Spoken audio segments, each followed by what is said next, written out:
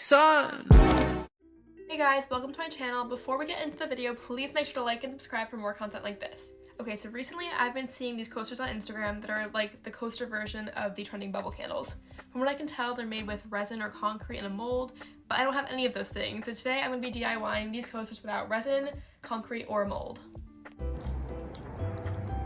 So I'm currently at Michael's right now, and I want to find at least 2 ways to make these coasters. And for the first one, I'm thinking like wooden beads, but these aren't really big enough.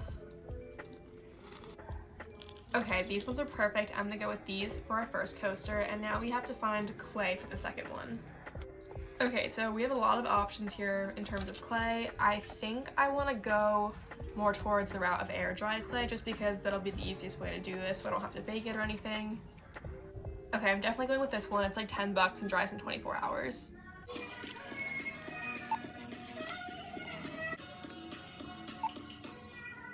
Five minutes later. Okay, so now I'm back home and ready to make the coasters. I have everything I need. So for supplies, you'll either need wood beads or air dry clay, depending on what type of coaster you're making. And then really any type of glue. Just want to make sure it's pretty strong. I'm going to use hot glue for this.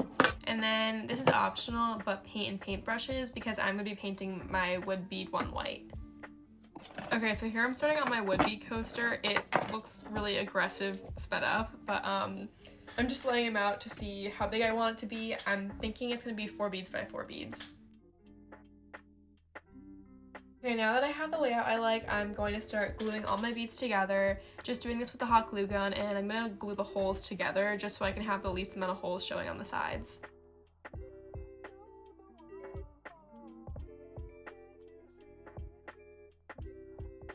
So this is what it looks like now that I'm done gluing it all together. It only took about a couple minutes. I actually like the look of the wood a lot, but for now I'm going to stick with the original plan and paint it white. This step may take a little bit longer just because you have to wait for one side to dry before you can paint the other one. It does look a little bit messy in the beginning just because it needs more coats. I promise it turns out better. While this first side dries, I'm going to go ahead and start with the clay coaster. So for this next coaster, I want it to be a little bit smaller. I'm thinking like 3 by 3, so I'm just gonna go ahead and roll out 9 balls of clay.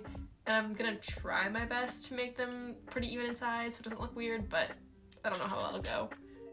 This clay needs about 24 hours to dry, so I'm just gonna set it aside for 24 hours and then come back to glue them.